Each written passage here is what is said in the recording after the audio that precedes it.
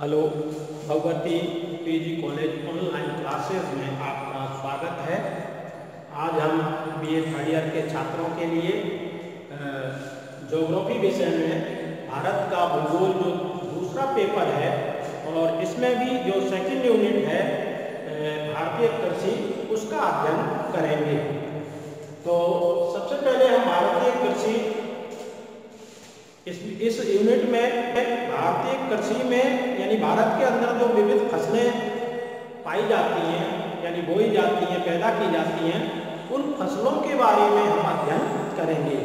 सबसे पहले भौगोलिक तरीके से यानी कितना तापमान, वर्षा कितनी चाहिए, धरातल कैसा होना चाहिए, मिट्टी कैसी होनी चाहिए, श्रम शक्ति का क्या इसमें रोल है, इन सारी चीज़ों के बारे में हम अध्ययन करेंगे। साथ ही फसलों का उत्पादन और वितरण, इसका भी हम इसमें अध्ययन करेंगे। देखिए, इसमें प्रमुख जो फसलें हैं यानी परीक्षा की दृष्टि से भी अगर हम देखें तो प्रत्येक वर्ष आपको कोई ना कोई एक फसल जो है वो इसमें पेपर में जरूर आती है। जैसे इसमें सबसे पहले हम गेहूं की फसल के बारे में अध्ययन करेंगे। दूसरा इसमें चावल है, गन्ना है, चाय है, कहवा है, रबड़ है, कपास है। ये फसलें जो इसमें आपके सेकंड यूनिट में दी गई हैं, तो ये जो है इनमें से किसी एक के बारे में आपका एक प्रश्न अवश्य आएगा, तो हम इनके बारे में भी अध्ययन करेंगे। और सबसे पहले हम भारतीय कृषि की चर्चा करते हैं कि भारत एक कृषि प्रधान देश है। हम जानते हैं कि भारत एक कृषि प्रधान देश है। भारत की प्रमुख अर्थव्यवस्था जो है वो कृषि पर निर्भर करती है और भारतीय किसान, सबसे प्रमुख विशेषता ये है कि भारतीय किसान ज़्यादातर परंपरागत कृषि में विश्वास करता है और खास करके भारतीय किसान अपनी जीविकोपार्जन के लिए, अपना जीवन चलाने के लिए खाद्यान्न फसलों का उत्पादन ज़्यादा करता है। तो हम देखेंगे कि भारत में गेहूं और चावल जो हमारी प्रमुख खाद्यान्न फसलें हैं, इन प्रमुख खाद्यान्न फसलों का उत्पादन अपनी जीविकोपार्जन के लिए भारतीय किसान सबसे अधिक करता है। तो इनका विशेष महत्व रहता है। भारतीय कृषि की अगर हम स्थिति देखें तो भारतीय कृषि पूर्ण तरीके से मानसूनी मानी जाती है। कहते हैं, आपने छोटी क्लासों में भी सुना होगा कि भारतीय कृषि को मानसून का जुआ कहा जाता है। देखिए, हमारा जो कृषि निर्भर करती है वो मानसूनों पर निर्भर करती है। भारतीय कृषि बरसात अच्छी हो जाती है तो फसलें हमारी अच्छी हो जाती हैं और बरसात अगर नहीं होती है तो फसलों पर विपरीत प्रभाव पड़ता है। तो इस तरीके से भारतीय कृषि मानसूनों पर ज़्यादातर निर्भर रहती है। लेकिन अब धीरे धीरे हमारे भारत में मानसूनों पर निर्भरता कम की गई है सिंचाई के साधनों का विकास करके।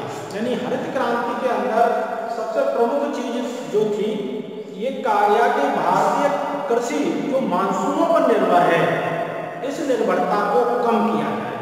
यानी भारतीय कृषि, भारतीय जो फसलें हैं, जल के वर्षा के अभाव में सूखने लगती हैं, उनको किस प्रकार से बचाया जाए, इसके लिए सिंचाई के साधनों का विकास किया गया।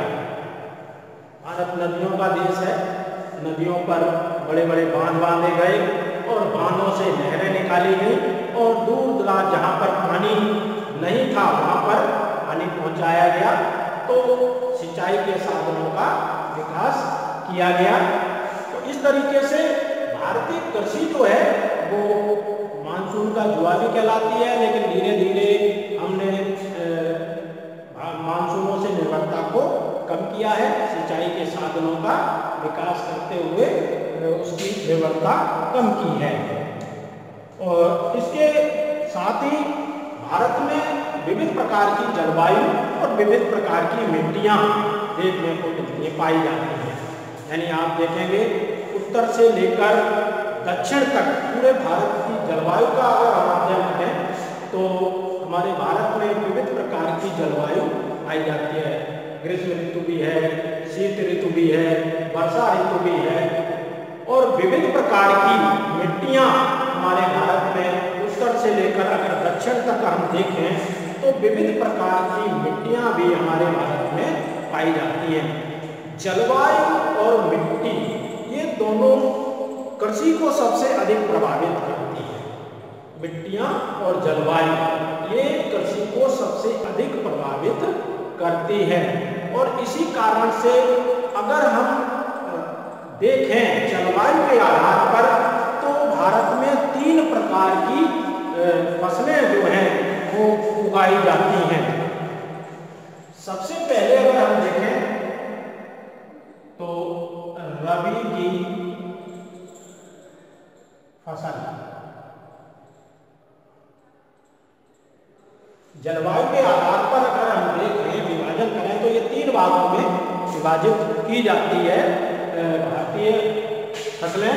सबसे पहली रबी की फसल कहलाती है और रबी की फसल ये हमारे अक्टूबर से प्रारंभ होती है, यानी अक्टूबर और नवंबर के मध्य में। अक्टूबर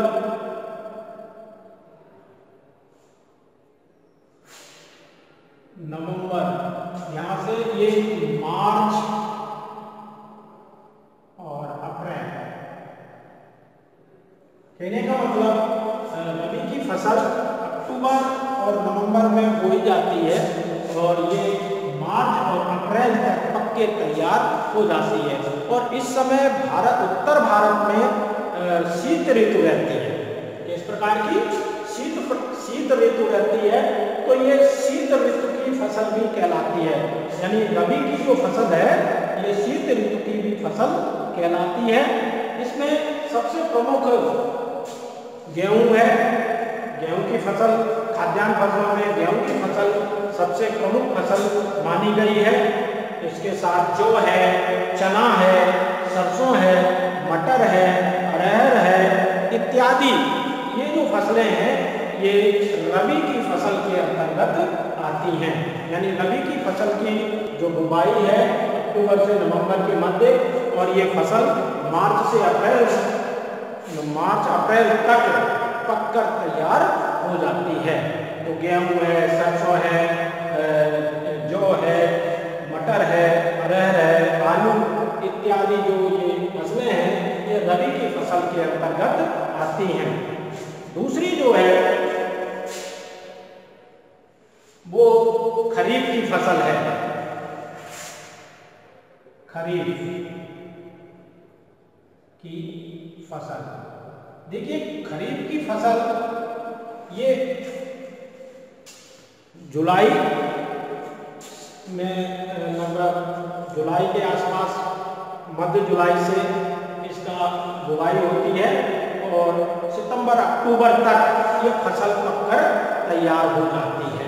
यानी वर्षा के समय की ये फसल है। यानी जुलाई से अगस्त सितंबर अक्टूबर के मध्य वर्षा काल में बोई जाती है। खरीफ की फसल जो है ये जुलाई अगस्त तक बोई जाती है और सितंबर अक्टूबर मध्य अक्टूबर तक ये पककर तैयार हो जाती है।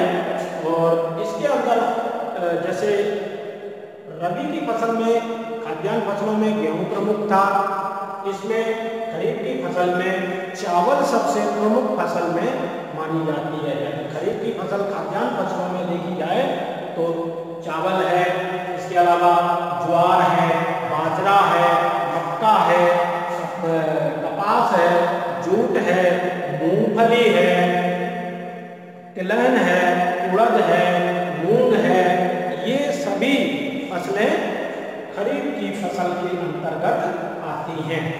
चावल, मक्का, ज्वार, बाजरा है, कपास है, जूट है, मूंगफली है, तिल है, मूंग है, उड़द है, ये सभी फसलें रबी की फसल के अंतर्गत आती तीसरी जो है वो है जायद। जायद की फसल, तीसरी जो फसल है वो जायद की फसल कहलाती है। और ये वर्षा और शीतकाल के मध्य जो ग्रीष्म काल आता है, उस ग्रीष्म काल में जायद की फसल जो है वो तैयार होती है। और इसमें बहुत ज़्यादा नहीं, केवल आप मानिए कि सब्जी है, विविध प्रकार की जो सब्जियां हैं, चारा फसलें हैं, खरबूजा, तरबूजा, ककड़ी जो है, ये इसमें जायद की प्रमुख फसलों के अंतर्गत आती हैं। तो इस तरीके से जलवायु के आधार पर हम भारतीय कृषि का विभाजन करें तो 3 प्रकार की फसलें मानी जाती हैं, रबी की फसल, खरीफ की फसल और जायद की फसल।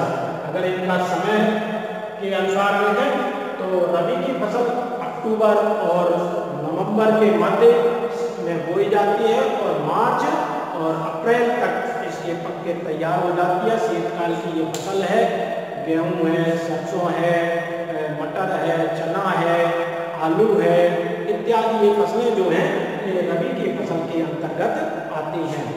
दूसरी इसमें खरीफ की फसल है जो कि जुलाई अगस्त में ये बोई जाती, जुलाई अगस्त में बोई जाती है और ये अक्टूबर, मध्य अक्टूबर तक ये तैयार हो जाती है। ये वर्षा ऋतु का काल है, ये समय जो है ये हमारे भारत में वर्षा ऋतु का माना जाता है और इसी वर्षा ऋतु में ये खरीफ की फसल होती है, जिसमें आपके प्रमुख अगर फसलों में देखा जाए चावल है, मक्का है, बाजरा है, ज्वार है, क्या कहते हैं, जूट है, मूंगफली है इत्यादि फसलें इसमें होती हैं। तीसरी जायद जो अब मैंने बताया कि आपको शीत ऋतु जैसे ही खत्म होता है, मार्च के बाद अप्रैल और वर्षा ऋतु के बीच का काल जो है उसमें इस प्रकार की ये जायद की फसल बोई जाती है। तो जलवायु के आधार पर अगर हम देखें तो ये 3 भागों में इसका विभाजन किया गया है।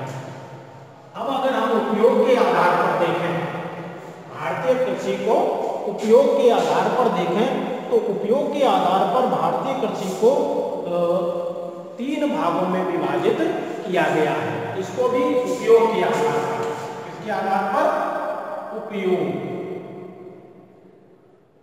के आधार पर सबसे पहला खाद्यान्न फसलें, सबसे पहली जो है खाद्यान्न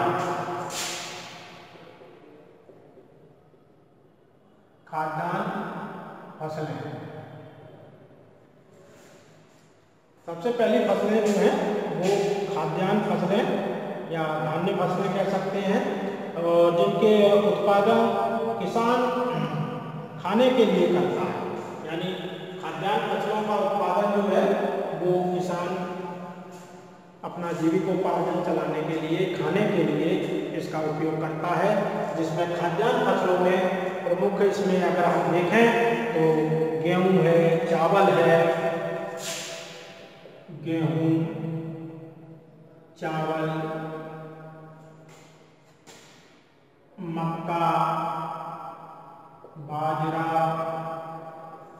जौ आदि ये जो है एक खाद्यान्न फसलों के अंतर्गत आती हैं। साथ में इसमें हम दालें भी देखते हैं। दालें खाद्यान्न फसलें गेहूं, चावल, मक्का, बाजरा, जौ और दालें ये खाद्यान्न फसलों के रूप में बोई जाती हैं। फिर है औद्योगिक फसलें, दूसरा औद्योगिक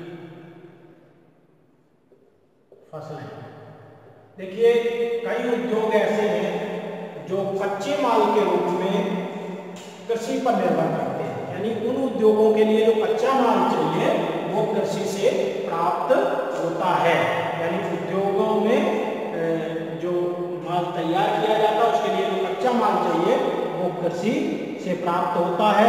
जैसे इसमें कपड़ा है, सूती वस्त्र उद्योग कपास पर निर्भर करता है। यानी सूती वस्त्र उद्योग कपास, कपास जो है ये हमें खेती से ही प्राप्त होती है। चीनी उद्योग है तो गन्ना,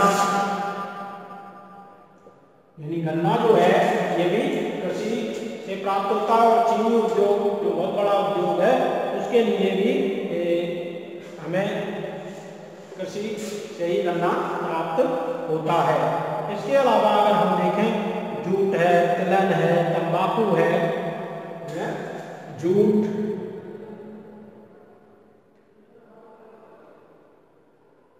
तिलहन है, कपास, गन्ना, जूट, तिलहन, ये सभी क्या है औद्योगिक फसलें हैं, यानी उद्योगों में कच्चे माल के रूप में इनका उपयोग किया जाता है। इसके बाद हम देखें तीसरी बागाती फसलें। कुछ फसलें बागाती या व्यापारिक फसलें भी कह सकते हो। बागाती फसलों को व्यापारिक फसलें भी कह सकते हैं, जो कि इसमें हम रबर है, चाय है, कहवा है, गरम मसाले, रबर, चाय, कहवा,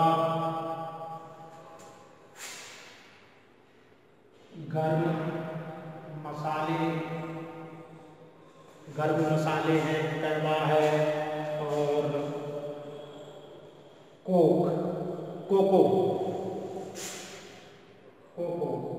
इत्यादि, ये जो है ये बागाती फसलों के अंतर्गत आते हैं। तो उपयोग के आधार पर अगर हम देखें, इनको भी हम 3 भागों में विभाजित करते हैं। खाद्यान्न फसलें, औद्योगिक फसलें, खाद्यान्न फसलें जो कि हम खाने के काम में लेते हैं, जिसमें गेहूँ, चावल, मक्का, बाजरा, जौ, दालें इत्यादि हैं। दूसरा औद्योगिक फसलें, औद्योगिक फसलों में कपास, गन्ना, जूट, तिलहन आदि फसलें आती हैं। साथ ही जो बागाती फसलें हैं, जिन्हें व्यापारिक फसलें भी कहते हैं, जिसमें रबर, चाय, कहवा, गरम मसाले, कोको इत्यादि ये आते हैं। तो इस प्रकार से हम कह सकते हैं कि भारतीय कृषि में उपयोग के आधार पर फसलों को हम 3 भागों में बांटते हैं। इसके बाद अब हम इसमें विभिन्न फसलें जो हैं, सबसे पहले हम खाद्यान्न फसलों के बारे में अध्ययन करेंगे। सबसे पहले खाद्यान्न फसलें, और खाद्यान्न फसलों में गेहूं,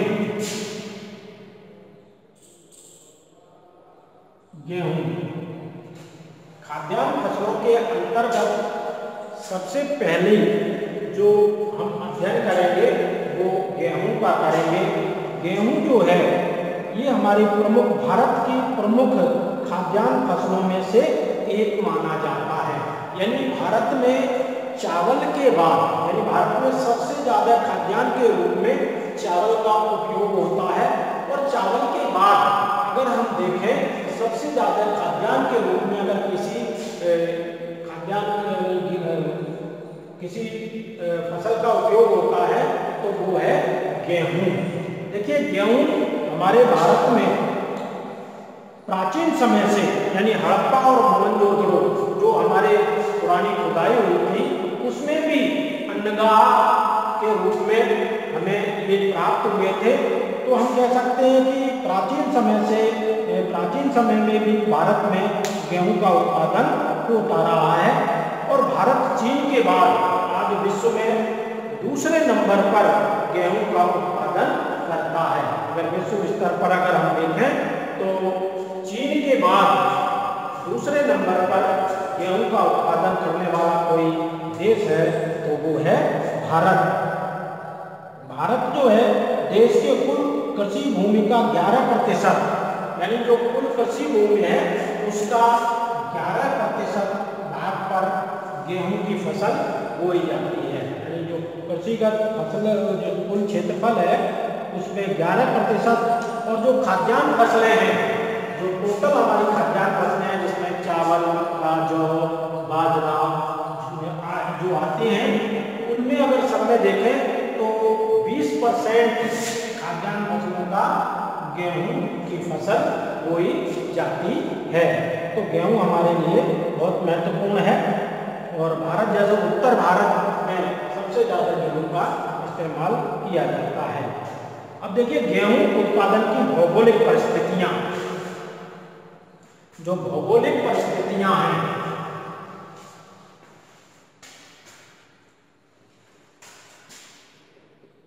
गेहूं उत्पादन की भौगोलिक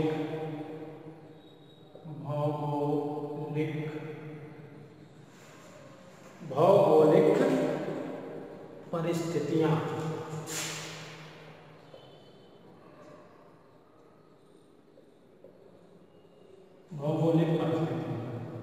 ये गेहूं उत्पादन की भौगोलिक परिस्थितियां, यानी भारत में जो गेहूं का उत्पादन होता है उसके लिए कौन कौन सी भौगोलिक परिस्थितियां होनी चाहिए।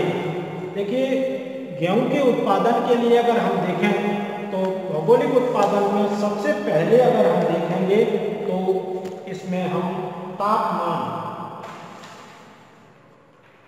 सबसे पहले हम पहला तापमान, देखिए पहले भी हम इसमें पढ़ चुके हैं कि गेहूं शीतकालीन फसल है, यानी रबी की फसल के अंतर्गत ये आती है। गेहूं रबी की फसल के अंतर्गत आता है और शीतकाल में आता है, और शीतकाल में यानी बोने से लेकर और जैसे उसकी वृद्धि होती है, वृद्धि से पकने तक तापमान कम से ज्यादा की ओर जाता है। यानी बोते समय जब गेहूं की बुवाई होती है तो बुवाई होते समय लगभग 10 डिग्री सेल्सियस टेम्परेचर होना चाहिए, और जब बड़ा होता है, बड़ा होते समय अंकुरित होकर जब बड़ा होता है तो लगभग 15 डिग्री सेल्सियस तापमान होना चाहिए, और जब ये पकने लगे, पकने के लिए तैयार हो, उस समय इसके लिए 20 डिग्री सेल्सियस से 28 डिग्री सेल्सियस तापमान की आवश्यकता होती है। यानी गेहूं की फसल के लिए अगर तापमान, भौगोलिक परिस्थितियों में सबसे प्रमुख चीज है पहली तापमान, और तापमान की स्थिति यानी बोते समय 10 डिग्री सेल्सियस और वृद्धि होते समय, बढ़ते समय ये 15 डिग्री सेल्सियस तापमान होना चाहिए, और बढ़ते समय 20 डिग्री से 28 डिग्री सेल्सियस के बीच तापमान होना चाहिए। और एक शर्त और है, 100 दिन यानी 100 डे पाला रहित होने चाहिए। 100 दिन पाला रहित होने चाहिए। 100 दिन पाला रहित होने चाहिए। तो ये इसकी भौगोलिक परिस्थितियां तापमान की बनती हैं। तापमान के बाद अगर हम देखें तो दूसरा है वर्षा।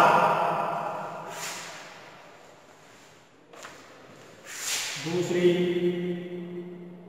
वर्षा, देखिए शीतकालीन कृषि है, फसल है, ये शीतकाल में बोई जाती है, और शीतकाल में हमारे यहाँ वर्षा अधिक नहीं होती है। तो फिर भी इसके लिए अगर वर्षा का अनुकूलन देखें तो 50 से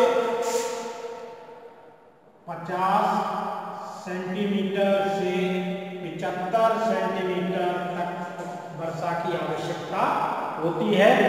और जहाँ पर इस प्रकार की वर्षा अगर नहीं होती है तो वहाँ सिंचाई के साधनों से इसकी फसल को तैयार किया जाता है। खास करके भारत में स्थिति ये बनती है कि किसी साल वर्षा हो जाती है, किसी साल शीतकाल में नहीं होती है। यानी कहते हैं कि शीतकाल में जो वर्षा होती है, जैसे हम मावठ कहते हैं, वो मावठ जब वो वर्षा हो जाती है तो ये इसकी गेहूं की फसल के लिए एक तरीके से वरदान कहलाती है मावठ। तो 50 से 75 सेंटीमीटर वर्षा होनी चाहिए। इससे अगर कम होती है तो सिंचाई के माध्यम से इसकी खेती की जा सकती है। मिट्टी, देखिए गेहूं की फसल के लिए मिट्टियों में अगर देखें तो हल्की, दोमट, बलुई और काली मिट्टी इसके लिए सबसे उपयुक्त मानी जाती है। हल्की, दोमट, काली मिट्टी जो है वो इसके लिए सबसे उपयुक्त मानी जाती है गेहूं की फसल के लिए। फिर अगर हम धरातल देखें तो ज़्यादातर अगर धरातल के बारे में हम अध्ययन करेंगे तो धरातल जो है धरातल समतल होना चाहिए। गेहूं की फसल के लिए धरातल समतल होना चाहिए क्योंकि वहाँ कृषि यंत्रों का उपयोग आसानी से किया जा सके और साथ ही जल के निकासी की व्यवस्था भी सुगमता से हो सके। तो इसलिए धरातल समतल होना चाहिए। धरातल के बाद श्रम, 5वें नंबर का अगर हम श्रम के बारे में देखें तो विभिन्न कार्यों हेतु सस्ते श्रमिकों की आवश्यकता होती है और लेकिन अब जो है तीव्र गति से यांत्रिकरण हो रहा है तो श्रम की इतनी उपयोगिता नहीं रह रही है, लेकिन पहले श्रम की आवश्यकता भारत में अधिक हुआ करती थी। अगर हम लास्ट बिंदु खाद के रूप में देखें, खाद तो गेहूं की फसल के लिए सबसे बढ़िया कंपोस्ट जैविक गोबर खाद है और साथ ही रासायनिक उर्वरक का भी उपयोग किया जाता है। तो ये गेहूं के लिए भौगोलिक परिस्थितियां हैं, जो ये भौगोलिक परिस्थितियों बनती हैं उनके आधार पर ही हम गेहूं को उत्पादन कर सकते हैं। तो पहला तापमान हो गया, वर्षा, मिट्टी, धरातल, श्रम और खाद। ये तापमान कितना चाहिए, यानी बोते समय 10 डिग्री, बढ़ते समय 15 डिग्री सेल्सियस और पकते समय 20 से 28 डिग्री सेल्सियस के मध्य होना चाहिए। वर्षा 50 से 75 सेंटीमीटर तक होती, अगर इससे कम होती है तो सिंचाई के साधनों के माध्यम से हम फसल कर सकते हैं। साथ ही हम अगर मिट्टी के बारे में देखें तो मिट्टी हल्की, दोमट, बलुई और काली मिट्टी इसके लिए उपयुक्त मानी जाती है। धरातल समतल होना चाहिए क्योंकि यांत्रिक उपकरणों का उपयोग आसानी से किया जा सके और पानी की जो निकासी है वो भी आसानी से हो सके। साथ ही सस्ता श्रम होना चाहिए। श्रम आजकल कम होता जा रहा है क्योंकि यांत्रिकरण बढ़ता जा रहा है। साथ ही इसमें कंपोस्ट, गोबर खाद वगैरह की आवश्यकता होती है। साथ ही इसमें रासायनिक खादों का भी इस्तेमाल किया जा सकता है। अब अगर हम देखें भौगोलिक परिस्थितियों के अलावा अगर हम गेहूं के उत्पादन और वितरण का उत्पादन व वितरण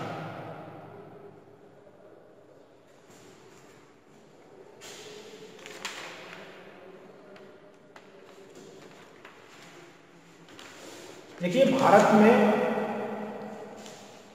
अपन पहले ही पढ़ चुके हैं कि भारत में चीन के बाद सबसे अधिक गेहूं का उत्पादन होता है, यानी दूसरे नंबर पर भारत आता है।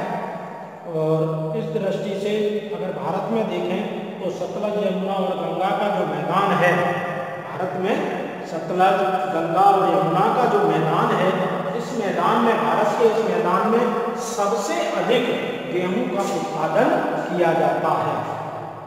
यहाँ पर पर्याप्त जल, उपजाऊ मिट्टी, समतल भूमि इत्यादि सभी प्रकार की परिस्थितियाँ जो गेहूं की फसल के लिए होनी चाहिए वो सभी यहाँ मौजूद हैं। यानी सतलज, यमुना और गंगा का जो मैदानी भाग है, यानी भारत का जो मैदानी भाग है जिसमें गंगा, यमुना और सतलज नदियों का जो क्षेत्र है, ये सबसे उपयुक्त है और सबसे ज़्यादा गेहूं का उत्पादन यहीं होता है।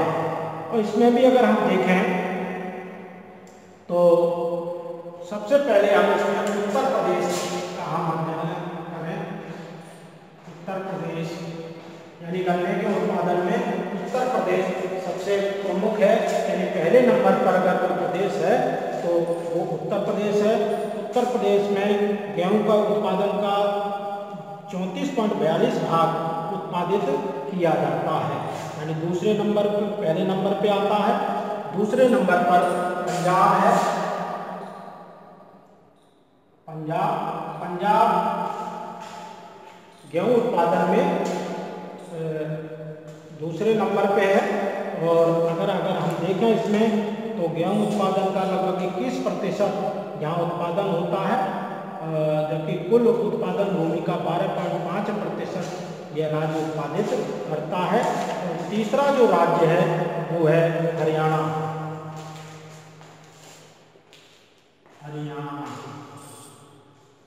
तीसरे नंबर का उत्पादन में हरियाणा है और चौथे नंबर का मध्य प्रदेश है।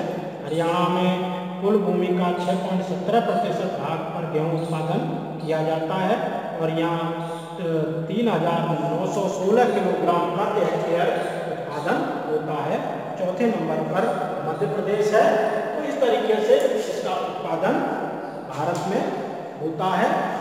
अगले वीडियो में हम आपको अगले दूसरा फसल, चावल की फसल के बारे में अध्ययन करेंगे। Thank you.